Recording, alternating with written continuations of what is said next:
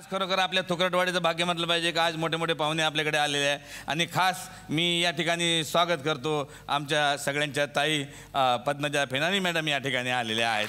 जोरदार टाळ्या त्यांच्यासाठी झाल्या पाहिजे. म्हणजे त्यांची खासियत म्हणजे वरतून अत्यंत गंभीर असं दिसणाऱ्या पण आतून खूप कॉमेडी असलेल्या. सॉरी सॉरी सॉरी म्हणजे कॉमेडी नाही आता मला लोक मारतील. नाही कॉमेडी म्हणजे एकदम हसत खेळत असणाऱ्या असं विनोदी स्वभावाच्या अशा सगळ्यांची मिळून मिसळून राहणाऱ्या आणि कायमस्वरूपी गमती करणाऱ्या अशा स्वतः आल्या. आम्ही बघितलंय त्यांच्या नावाने ती सौंदर्य स्पर्धा पण चालते. फिन आणि मिस इंडिया बघितलंय स्वतः. खोटं नाही बोलणार आपण. फेमिना असतं काका ते. Femina miss India. ताई मला विचारायचं की साखरेचा पाक एकदम स्वयंपाकाचं सोडून सगळं विचारा मला.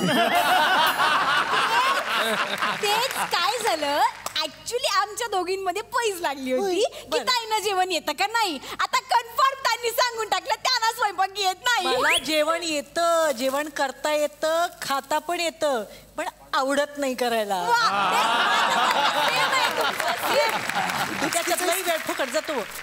ताईंमध्ये सुद्धा एक अभिनेत्री दडलेली आहे.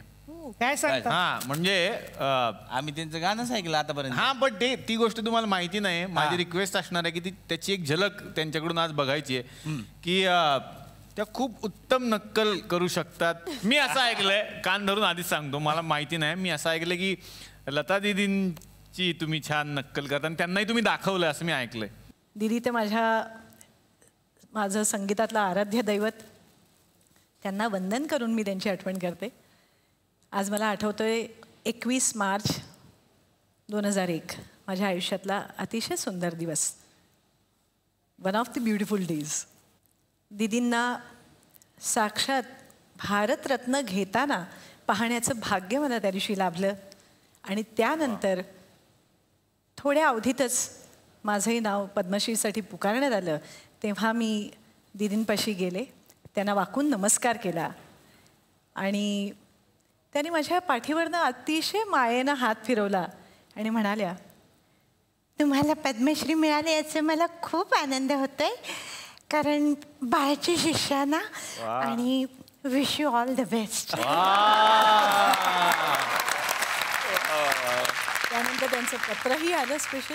तुम्ही जे असे हातवारी दोन्ही हातवारी असे करून गाता ना ते मला खूप आवडतं. आज म्हणजे एवढी मोठी मैफिल जमलेली आहे. तुम्हाला सांगतो आज खास आपलं भाग्य म्हटलं पाहिजे का अजित कडकडे साहेब या ठिकाणी आलेले आहे. खास कोकणातले ते आहेत आणि त्यांचे कडकडे लाडू त्या ठिकाणी फार प्रसिद्ध आहेत. ते खडखडे लाडू असतात, हे कडकडे ते वेगळे. सकाळी सकाळी छान जी भक्तिगीतं लावतात ना आपल्या गावामध्ये ती सगळी त्यांची असतात. त्यांची म्हणजे अरे आमच्या घरी तर प्रथाच आहे. आमच्या घरी असं नाही म्हणत का आपण खुद सकाळी उठायचं असलं तर आपण म्हणतो ना 5चा अलार्म लावा, तर असं नाही म्हणत आम्ही म्हणतो 5चे कडकडे लावा. म्हणजे लोक उठतात. म्हणजे आमची सकाळपासून सर तुमचे गाणे विनेत फार ऐकतात. पण सर फार झालं सर तुम्ही या ठिकाणी आला. खूप ताना घेतात म्हणून त्यांचं आडनाव कडकडे पडलं. मॅडम तुम्ही या आमच्या कार्यक्रमात. आज विशेष म्हणजे मोठे मोठे पाहुणे आलेले आहेत. तर मी यानंतर स्वागत करतो साधना सारगंपा यांचं या ठिकाणी आलेले आहेत. साधना सारेगम प नाही, साधना सरगम. नाही आपण म्हणतो ना साधना सारेगंपा साधना साधना सारेगंपा साधना. ते वेगळं, ते टायटल सॉन्ग आहे. सारेगम प हा वेगळा शो आहे, त्याचं टायटल सॉन्ग आहे. अजून एक नाव दिलं तुम्ही, कमाल आहे. अच्छा म्हणजे वेगळं नाव आहे का? सरगम आहे ते. अच्छा सरगम आणि सारेगम.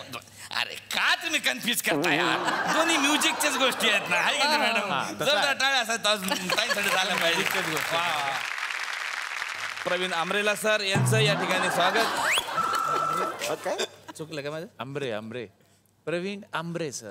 छत्री छोटी केली काय? आंबरे एवढंच आडणं. अच्छा आम्हाला काय माहित नाही का? आम्ही मस्करी करतो सर. असू द्या सर, विनोदाचा भाग म्हणून समजून घ्या. प्रवीण आमरे सर आलेले आहेत. त्यांच्या कारकिर्दीत म्हणजे डॅशिंग बॅट्समन म्हणून प्रसिद्ध होते. तुम्हाला सांगतो सर, तुम्ही म्हणजे आता जेवढे पावसानं खड्डे केलेले नाहीत ना तेवढे त्यावेळेस तुम्ही पिच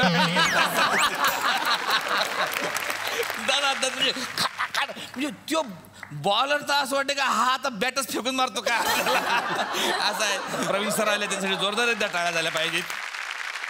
तर क्रिकेटर आणि आता ते मोठमोठ्या क्रिकेटर्सना ट्रेन करतात, कोचिंग देतात.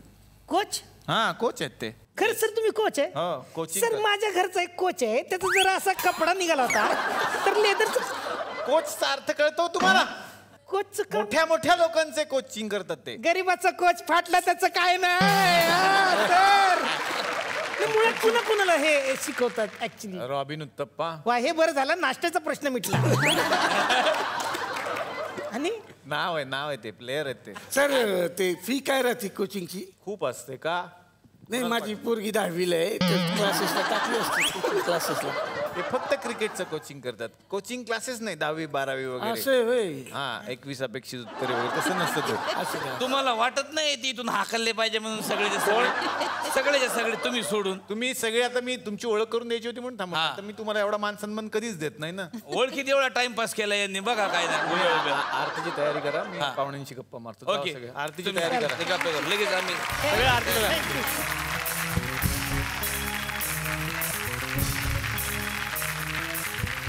तर जॅकी सर इकडे आलेले आहेत आणि आज गणपती बाप्पा आगमनाचं हे निमित्त आहे.